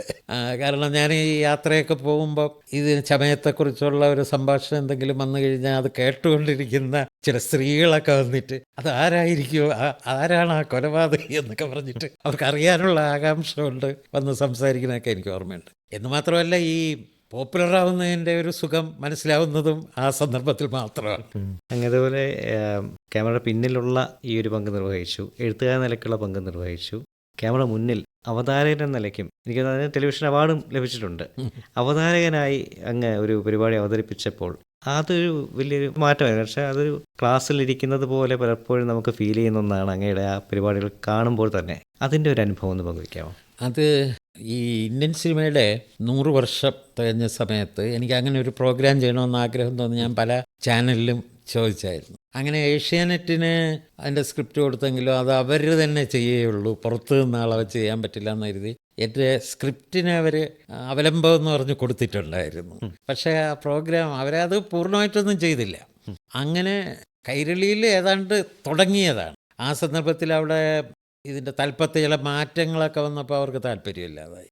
അങ്ങനെ ജയ് ഹിന്ദ് ടി വിയിലാണ് അത് ആദ്യം ഇന്ത്യൻ സിനിമാറ്റ് 100 വരുന്നത്. അപ്പോൾ എനിക്ക് വളരെ താല്പര്യമുള്ളൊരു സംഗതിയായിരുന്നു. അതോടൊപ്പം തന്നെ ഞാനത് ഓരോ ആഴ്ചയും ഈ അതിൽ അവതരിപ്പിക്കുന്ന പോലെ എഴുതുകയും ചെയ്തു. അത് ചന്ദ്രിക ആഴ്ച പതിപ്പിലാണ് വന്നത്. അത് തന്നെ പിന്നീട് പുസ്തകം ആയിട്ട് വരുന്നുണ്ട്. അപ്പോൾ ആ അവതരണത്തിൽ ധാരാളം പേരെ ഞാൻ നേരിട്ട് കാണുകയും എന്ന് മാത്രമല്ല ക്യാമറയ്ക്ക് മുമ്പിൽ വരാൻ വളരെ മടിയുള്ള ആളാണ് KS സേതുമാധവൻ. വളരെ അറിയപ്പെടുന്ന ആളുകൾ ചെന്ന് ചോദിച്ചിട്ട് അദ്ദേഹം വന്നിട്ടില്ല. ആകെ 1-2 പ്രാവശ്യം ഒഴിച്ച് ഒരിക്കലും പുള്ളി പ്രത്യക്ഷപ്പെടും. പക്ഷേ എൻ്റെ ക്യാമറയുടെ മുമ്പേ പുള്ളി ഇരുന്ന് വളരെയേറെ കാര്യങ്ങൾ പറയുകയൊക്കെ ചെയ്തു. അപ്പോൾ അതുമൊക്കെ ഉൾപ്പെടുത്തി. അതൊക്കെ ഒരു റെയറായിരുന്നു ഇന്ത്യൻ സിനിമാറ്റ് 100. അപ്പോൾ അത് കഴിഞ്ഞപ്പോൾ അതുപോലെ എന്തെങ്കിലും ചെയ്യണമെന്ന് വന്നപ്പോഴാണ് 1000 പാദസരങ്ങളെന്ന് പറഞ്ഞ് സിനിമാ ഗാനചരിത്രം അവതരിപ്പിച്ചത്. അപ്പോഴും ഞാനിതുപോലെ ഇന്നിപ്പം നമ്മളോടൊപ്പം ഇല്ലാത്ത ഗാനരചയിതാക്കളെ ഒക്കെ നേരിട്ട് കണ്ട് അതിനുവേണ്ടി സംസാരിച്ചിട്ടുണ്ട്. അവരൊക്കെ അതിൽ പങ്കെടുത്തിട്ടുണ്ട്. ONV സാറായാലും ഭാസ്കരൻ മാഷായാലും പിന്നെ യൂസഫലിയുടെ അത് എടുക്കാൻ സാധിച്ചില്ല. മങ്കൊമ്പ് ബാലകൃഷ്ണനെ കണ്ടിട്ടുണ്ട്. അവരൊക്കെ എടുത്ത അവരുടെ ബൈറ്റുകളും ഒക്കെ ചേർത്തിട്ടാണ് അവതരിപ്പിച്ചത്. ഞാൻ വളരെ എൻജോയ് ചെയ്യുന്ന ഒരു പരിപാടിയാണത്. അത് കഴിഞ്ഞ് മലയാള സിനിമാറ്റ് 90 വന്നിട്ടുണ്ട്. പിന്നെ ചിത്രശാല എന്ന് പറഞ്ഞിട്ട് ഇവരുടെ ഇതിൽ വന്നിട്ടുണ്ട്. അപ്പോൾ അത് എനിക്ക് വളരെ ഇഷ്ടമുള്ള ഒരു പ്രോഗ്രാം തന്നെയാണ്. പിന്നെ അത് വേണ്ടത്ര ഒന്നുമില്ല, കാരണം ഇന്നിപ്പോൾ ചാനലുകൾക്കൊന്നും ഇതിലൊന്നും താല്പര്യമില്ലല്ലോ, അതുകൊണ്ടുകൂടെയാണ്. പക്ഷേ അങ്ങയുടെ ഈ അവതരണത്തിൻ്റെ ഒരു പ്രത്യേകത എന്ന് വെച്ചാൽ, ഞാൻ നേരത്തെ പറഞ്ഞ ഒരു ക്ലാസ്സിലിരിക്കുന്ന സുഖമാണ്. അതിൻ്റെ മറ്റൊരു കാര്യം പറയേണ്ടത്, ഇപ്പോഴും കേരളത്തിൽ പല സ്ഥലങ്ങളിലും സഞ്ചരിച്ച് ചലച്ചിത്ര വിദ്യാർത്ഥികൾക്ക് ക്ലാസ് എടുക്കുന്ന ഒരു അധ്യാപകൻ കൂടിയാണ് അങ്ങ്. അതൊരു വലിയൊരു അനുഭവമല്ലേ? അത് ഈ ഫിലിം സൊസൈറ്റികളുമായിട്ട് ബന്ധപ്പെട്ടാണ് അങ്ങനെ ഉണ്ടായത്.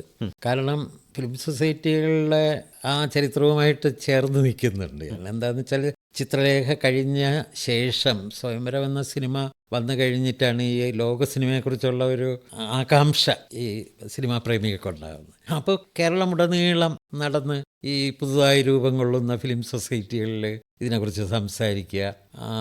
എത്രയോ ഫിലിം സൊസൈറ്റികൾക്ക് ഞാൻ രൂപം കൊടുത്തിട്ടുണ്ട്. ഇപ്പോൾ ഇടുക്കിയിൽ തന്നെ മുണ്ടിയരുമ എന്നൊരു സ്ഥലം, അവിടെ പോയി അവിടെ ഒരു ഫിലിം സൊസൈറ്റി തുടങ്ങിയിട്ടുണ്ട്. കുമളിയിൽ ഫിലിം സൊസൈറ്റി, അവിടെയൊക്കെ ഞാൻ സ്ഥിരമായിരുന്നു. ഇങ്ങനെ ഒരു യാത്ര കഴിഞ്ഞ് തിരിച്ച് വീട്ടിൽ എത്തിയിട്ട് അടുത്ത യാത്ര തുടങ്ങും.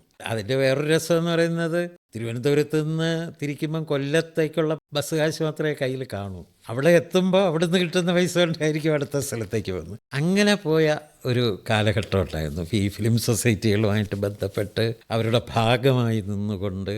അപ്പോഴേക്കാണ് പതുക്കെ ഈ ആസ്വാദന ക്ലാസ്സുകളൊക്കെ വന്നു തുടങ്ങിയത്. അപ്പോൾ അതിൻ്റെ ഭാഗമായി അങ്ങനെ എവിടെയും ആസ്വാദന ക്ലാസ്സുകൾ വരുമ്പോൾ ആദ്യമൊക്കെ ഫിലിം മേക്കിങ്ങിനെ കുറിച്ച് സംവിധാനത്തെക്കുറിച്ചൊക്കെ ചെയ്യുമായിരുന്നു. പിന്നീട് ഞാൻ ഹിസ്റ്ററിയിൽ കോൺസെൻട്രേറ്റ് ചെയ്തു. പലരുടെയും ഈ ആസ്വാദന ക്യാമ്പുകളിൽ എന്നോട് വിഷയം ചോദിക്കുമ്പോൾ ഞാൻ പറയും ചരിത്രം എടുത്തോളൂ. കാരണം ഇന്ന് ചരിത്രത്തിൽ നിന്ന് മനുഷ്യർ അകന്നകന്നു പോവുകയാണ്.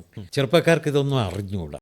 ചെറുപ്പക്കാർ വളരെ നമ്മൾ ഡിഗ്നിറ്ററീസ് ആയിട്ട് കരുതുന്ന പലരെ കുറിച്ചും പറയുമ്പോൾ അവർ കേട്ടിട്ടുള്ള ഭാവം പോലും കാണിക്കുന്നില്ല, കാരണം അറിയില്ല. അപ്പം അതുകൊണ്ട് ഞാനത് മനഃപൂർവ്വം അത് എടുക്കുന്നു. മാത്രമല്ല വളരെ അബദ്ധങ്ങൾ ഇങ്ങനെ പ്രചരിക്കുന്നു. അപ്പോൾ കഴിയുന്നതും അത് തിരുത്താൻ ശ്രമിക്കുന്നു. നമ്മളെത്ര ശ്രമിച്ചാലും വീണ്ടും തെറ്റുകൾ പറയും. ഇപ്പോൾ ഉദാഹരണത്തിന് 1928 വിഗതകുമാരൻ ഉണ്ടാകുന്നത്. പക്ഷെ അത് 30 പറഞ്ഞിട്ടൊരു ബഹളം ഉണ്ടായി. അതിന് ചില തെളിവുകളുണ്ടെന്നു. ആ തെളിവുകൾ ശരിയല്ല. കാരണം 1930 വിഗതകുമാരൻ കാണിച്ചു എന്ന് പറഞ്ഞ 4 വരി മാതൃഭൂമി പത്രത്തിൽ വന്നിട്ടുണ്ട്. പക്ഷേ ആ വാർത്ത അവസാനിക്കുന്നത് വളരെ വിജയകരമായി അത് പ്രദർശിപ്പിച്ചു എന്നാണ്. അങ്ങനെ വിജയകരമായി പ്രദർശിപ്പിച്ചുവെങ്കിൽ PK റോസി ഇല്ല. ഈ റോസിയെക്കുറിച്ച് നമ്മൾ പറയുന്നതൊക്കെ കെട്ടുകഥകളായിട്ട് മാറും. അപ്പോൾ അതല്ല സംഭവിച്ചത്. അത് 1928 ഒരു സിനിമ കാണിക്കുകയും അതിൻ്റെ പേരിൽ ഒരുപാട് പീഡനങ്ങൾ അനുഭവിക്കുകയും ചെയ്ത ഒരു വ്യക്തിയെ 1929 തിരുവനന്തപുരത്തെ ഉന്നതരായ ആളുകൾ ഒരു അവാർഡ് കൊടുത്ത് ബഹുമാനിച്ചപ്പോൾ അവർക്ക് കാണാൻ വേണ്ടി അദ്ദേഹം നടത്തിയ ഒരു സ്പെഷ്യൽ സ്ക്രീനിങ് ആയിരുന്നു ഈ പറയുന്ന 1930. അതുകൊണ്ടാണ് അവിടെ കല്ലേറൊന്നും ഉണ്ടാകാത്തത്, വിജയകരമായി അവസാനിച്ചത്. അതുകൊണ്ടാണ് അത് കണ്ടിട്ട് ഒരാൾ നസ്രാണി ദിവ്യയിൽ റിവ്യൂ എഴുതിയത്. അപ്പം യാഥാർത്ഥ്യത്തിൽ നിന്ന് എത്രയോ അകന്നു പോകുന്നു. എന്തിന്? പ്രേം നസീറിൻ്റെ ജന്മശതവാർഷികം എന്നാണെന്ന് പറഞ്ഞിട്ട് ചിലയിടത്ത് നിന്ന് ലേഖനം എഴുതാനൊക്കെ എന്നോട് പറഞ്ഞു. അപ്പോൾ ഞാൻ അല്ല, ഇനി 3 വർഷം കഴിഞ്ഞാലേ അദ്ദേഹത്തിൻ്റെ 100 വർഷം തികയൂ. തെറ്റിക്കുകയാണ് വെറുതെ ഇങ്ങനെ. അദ്ദേഹം ജീവിച്ചിരുന്നപ്പോൾ തന്നെ കറക്റ്റായിട്ടുള്ള ഈ വർഷം വന്നിട്ടുണ്ട്. പക്ഷേ മരണത്തിന് ശേഷം ഇത് ഡിസ്റ്റോർട്ട് ചെയ്തു. ഗൂഗിളൊക്കെ കയറി നോക്കിയാൽ തെറ്റായ ഡേറ്റ്സ് കിട്ടും. അത് ആധികാരികമാണെന്ന് കരുതി പലരും എടുക്കുന്നു. ഇതാണ് സംഭവിച്ചത്. അപ്പോൾ ഈ തരത്തിൽ ചരിത്രത്തെ വല്ലാതെ ഡിസ്റ്റോർട്ട് ചെയ്യുന്നുണ്ട്. അതുകൊണ്ടാണ് ഞാൻ അടുത്ത കാലത്ത് സെൻസറിങ്ങിനൊരു സിനിമ കണ്ടപ്പോൾ അതിൽ മലയാളത്തിലെ ആദ്യത്തെ സിനിമ വികടകുമാരൻ എന്ന് പറഞ്ഞു.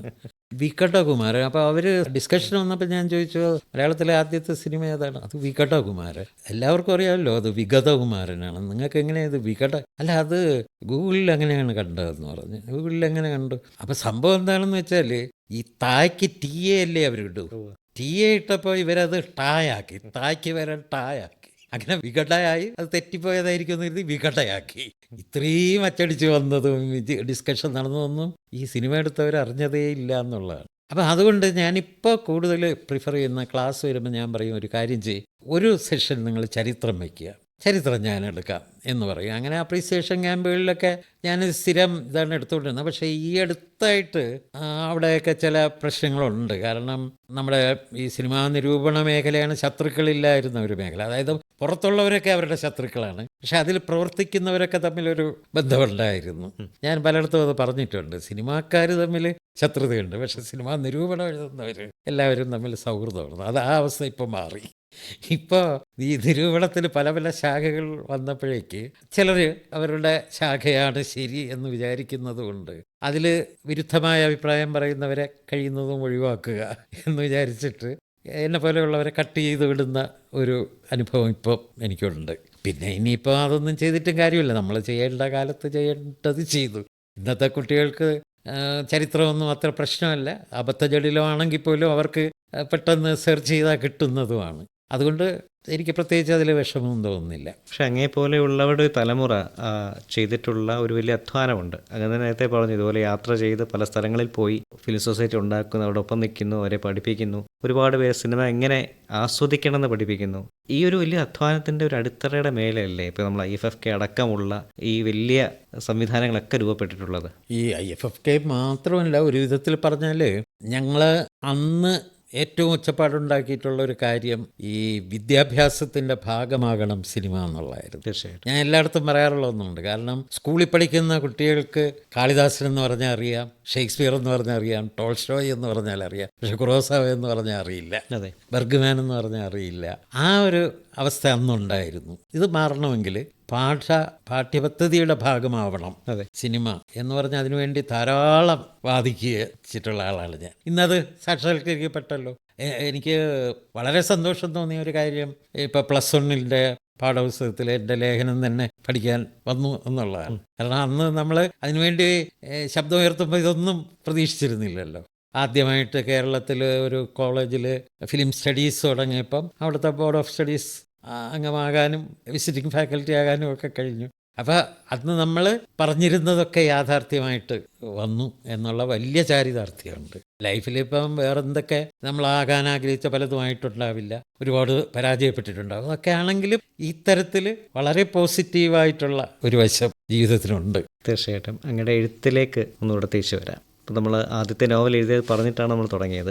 അതിനുശേഷം ഒരുപാട് നോവലുകൾ, സാർത്ഥഭാഗ സംഘം അടക്കമുള്ള നോവലുകൾ അങ്ങയുടേതായി പുറത്തു വന്നിട്ടുണ്ട്. അങ്ങയിലെ നോവലിസ്റ്റിനെ എങ്ങനെയാണ് വിലയിരുത്തുന്നത്? എനിക്ക് എന്നെക്കുറിച്ച് അത്ര മോശം അഭിപ്രായമല്ല.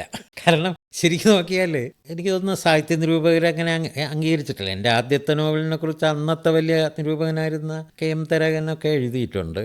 മാതൃഭൂമി ആഴ്ചപ്പതിപ്പിലും വാരാന്ത്യപ്പതിപ്പിലും ഒക്കെ അതിൻ്റെ റിവ്യൂസ് വന്നിട്ടുണ്ട്. പക്ഷേ ഇന്ന് ഇപ്പോൾ അതിനൊരു പുതിയ പതിപ്പ് പോലും ഇറക്കിയില്ല എന്ന് ഞാൻ പറഞ്ഞല്ലോ. അപ്പം എൻ്റെ ഒരു കാഴ്ചപ്പാടിൽ അതിലൊരുപാട് ന്യൂനതകളുണ്ട്. പക്ഷെ പിന്നീട് വളരെ വ്യത്യസ്തമായിട്ട് എഴുതാൻ കഴിഞ്ഞതിലൊന്നാണ് സാർത്ഥഭാവസംഘം. പക്ഷേ നിർഭാഗ്യവശാൽ ആരും അത് ചർച്ച ചെയ്തില്ല, എങ്ങും വന്നില്ല. പക്ഷേ ഇടയ്ക്ക് നമ്മളതിനെ വിട്ടുകളയാമെന്ന് വിചാരിക്കുമ്പോൾ എവിടുന്നെങ്കിലും ഒരാൾ പറയുകയാണ് ഇത്രയും വർഷത്തിന് ശേഷവും ഇന്ന നോവൽ വായിച്ചിട്ടുള്ളത് ഭയങ്കര ഇഷ്ടപ്പെട്ടിട്ടുണ്ടെന്ന് കൊള്ളാവുന്ന ഒരു വായനക്കാരൻ പറയുമ്പോൾ നമുക്ക് അത് ശരിയാണ് എന്നുള്ള ഒരു അംഗീകരിക്കപ്പെടുന്നതിൻ്റെ ഒരു ബോധമുണ്ടാകും. അതുകൊണ്ട് തന്നെ ധാരാളം തീമുകളുണ്ടായിരുന്നു മനസ്സിൽ. അപ്പോൾ എപ്പോഴൊക്കെ ഇടവേളകൾ കിട്ടുമോ അപ്പോഴൊക്കെ നോവൽ എഴുതിയിട്ടുണ്ട്. ഇപ്പോൾ അനുയായി എന്നുള്ള നോവൽ എഴുതുന്നു. അത് ഭാഷാഭൂഷണിയിലാണ് വരുന്നത്, 2 ലക്കത്തിലായിട്ട്. അങ്ങനെ നോവൽ എഴുതുമ്പോൾ ഒരിക്കലും അത് പോപ്പുലർ ആവണമെന്നോ അല്ലെങ്കിൽ നമ്മളൊരു കമേഴ്സ്യൽ ആസ്പെക്റ്റിലേ അത് കണ്ടിട്ടില്ല. ഇപ്പോഴും അത് ചെയ്യുന്നു. അപ്പോൾ ബാലികേറാമല എന്ന നോവല് വന്നു. അതും എനിക്കിഷ്ടപ്പെട്ടിട്ടുള്ള എൻ്റെ ഒരു നോവലാണ്. എഴുതാൻ കഴിയുന്നു എന്നുള്ളതാണ് എൻ്റെ ഒരു സന്തോഷം. അത് ആരംഗീകരിക്കുന്നോ അംഗീകരിക്കുന്നില്ലയോ എന്നുള്ള പ്രശ്നമില്ല. ഇപ്പോൾ ഏറ്റവും ഒടുവിൽ ഹംസങ്ങൾ പറന്ന വഴി എന്ന പേരിൽ കലാകൗമുദിയിൽ സീരിയലൈസ് ചെയ്ത നോവൽ വന്നു. നോക്കുമ്പോൾ ഒരു സ്ഥലത്ത് നിന്ന് അവിടുത്തെ ഗ്രന്ഥശാല പ്രവർത്തകരിൽ കുറേ പേരൊക്കെ കൂടെ ഒരു ഡിസ്കഷൻ നടത്തിയിട്ട് അതിൻ്റെ റിപ്പോർട്ട് എനിക്ക് അയച്ചു തന്നിട്ടുണ്ട്. ഇത് പുസ്തകമായിട്ടും ഇല്ല, ആരും ആവശ്യപ്പെട്ടതുമല്ല. പക്ഷെ അവർക്കങ്ങനെ തോന്നി എന്നുള്ളത് വരുമ്പോൾ ഞാൻ മനസ്സിലാക്കുന്നത് സീരിയസ് ആയിട്ട് കാണുന്ന കുറച്ച് പേരെങ്കിലും ഉണ്ട്. അതുകൊണ്ട് ഒരു പാഴ്ചെലവല്ല. നോവലുകൾ മാത്രമല്ല, എനിക്ക് കഥാസമാഹാരങ്ങൾ അങ്ങയുടേതായി പുറത്തു വന്നിട്ടുണ്ട്. ഈ കഥകൾക്ക് നോവലുകൾക്കൊക്കെയുള്ള സന്ദർഭങ്ങൾ അങ്ങ് എങ്ങനെയാണ് കണ്ടെത്തിയിട്ടുള്ളത്? എൻ്റെ ഒരു ആദ്യകാല കഥകളൊക്കെ കുറച്ച് ദുർഗ്രഹതയൊക്കെ ഉള്ള ഈ ആധുനികതയുടെ കൂടെ നടന്നിട്ടുള്ളതാണ്. അന്ന് MM ബഷീർ ഇതിനെക്കുറിച്ച് എഴുതിയിട്ടുള്ള മലയാള ചെറുകഥാ സാഹിത്യ ചരിത്രത്തിൽ അദ്ദേഹം എഴുതിയത് വിജയകൃഷ്ണൻ്റെ കഥകൾ വേണ്ടത്ര അംഗീകരിക്കപ്പെടാതെ പോയതിൻ്റെ കാരണം അതിൻ്റെ ദുർഗ്രഹതയാണ് എന്നാണ്. അപ്പം കുറേ ദുർഗ്രഹതകൾ അതിലുണ്ടായിരുന്നു എന്നുള്ളത് സത്യമാണ്. പക്ഷെ പിന്നീട് അനുഭവങ്ങൾ വന്നപ്പം ഈ അനുഭവങ്ങളിലെ ചില കാര്യങ്ങളൊക്കെ ശരിക്കും കഥ പോലെ തന്നെയാണ് തോന്നുക. മറ്റുള്ളവർ കേട്ടാൽ അത് ഞാൻ നുണ പറയുകയാണെന്ന് വിചാരിക്കും. അങ്ങനത്തെ അനുഭവങ്ങൾ ഉണ്ടായിട്ടുണ്ട്. അപ്പം ഈ അനുഭവങ്ങൾ എഴുതിയപ്പോൾ കുറെ കൂടെ സിമ്പിളായി. സാധാരണ ചിലരൊക്കെ തിരിച്ചാണ് പോവുക. ഞാനങ്ങനെയല്ല. ആദ്യം എഴുതിയതിലുള്ള ദുരൂഹതയോ ദുർഗ്രഹതയോ ഒന്നും പിന്നീട് വന്നിട്ടില്ല. ഇപ്പം എനിക്ക് തോന്നുന്നത് ഞാൻ വളരെ സിമ്പിളായിട്ടുള്ള കഥകളാണ് എഴുതുന്നത്. അതിൻ്റെ ധാരാളം വിഷയങ്ങൾ. ഇപ്പോൾ ഉദാഹരണത്തിന് രാവിലെ ഞാൻ നടക്കാൻ പോകുന്നു. നടക്കാൻ പോകുന്നിടത്ത് നിന്ന് തന്നെ എനിക്ക് കുറേ കഥകൾ കിട്ടിയിട്ടുണ്ട്. ഏറ്റവും ഒടുവിൽ എഴുതിയ കഥയുടെ പേര് സാഹിത്യോത്സവം എന്നാണ്. തീർച്ചയായിട്ടും ഈ ദുർഗ്രഹതയെക്കുറിച്ച് പറഞ്ഞപ്പോൾ അങ്ങ് ശരിക്കും പറഞ്ഞാൽ ബാലസാഹിത്യം അടക്കം അങ്ങ് കൈവച്ച മേഖലയാണ് എന്നുള്ളത് കൂടെ ഒന്ന് ഓർത്തുപോയി. നമ്മൾ ഇപ്പോൾ ആകാശവാണിയിലാണ് ഇരിക്കുന്നത്. അങ്ങയുടെ കഥകൾ ആകാശവാണിയുടെ വന്നിട്ടുണ്ട്. അപ്പോൾ ആകാശവാണിയുമായിട്ടുള്ള ബന്ധം ഒന്ന് ഓർത്തെടുക്കാമോ? ആകാശവാണി വാസ്തവത്തിൽ എൻ്റെ ഒരു ആശ്വാസമായിരുന്നു ഒരു കാലത്ത്.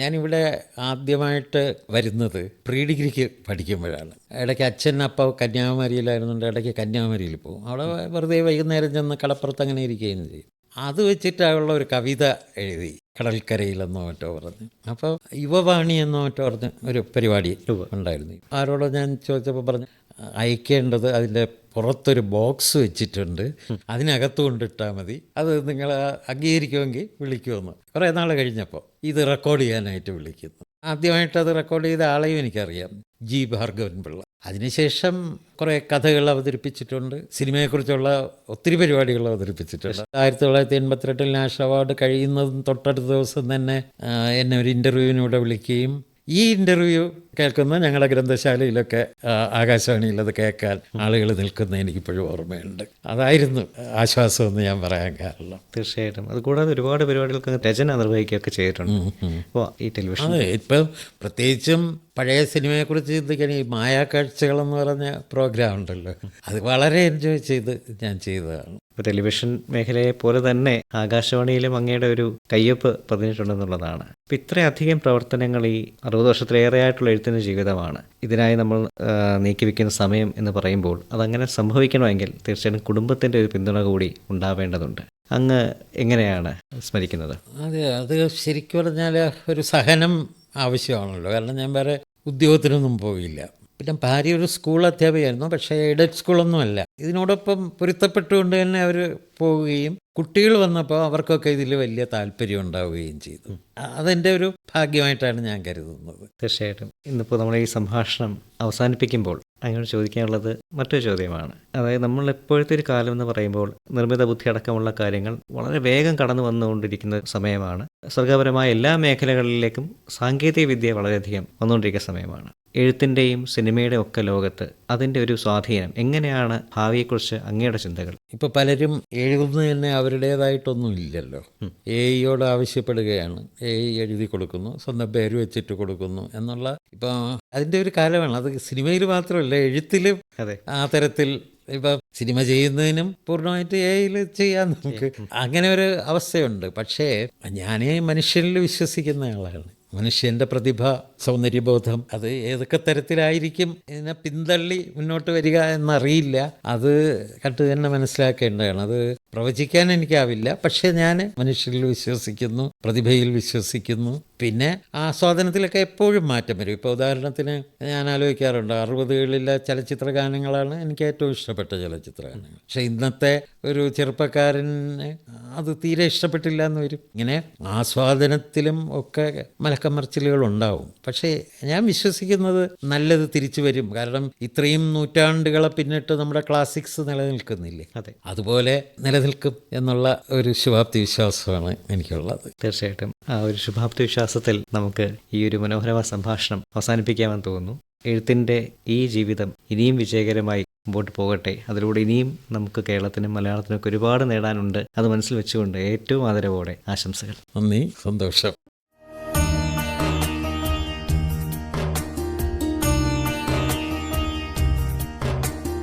എഴുത്തിന്റെ 6 പതിറ്റാണ്ടുകൾ.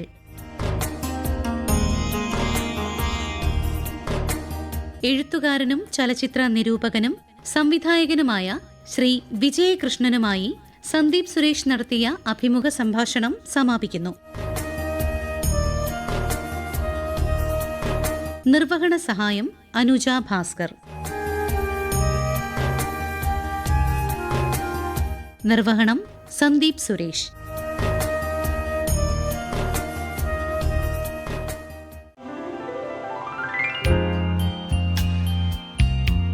അക്ഷരസൗരഭം.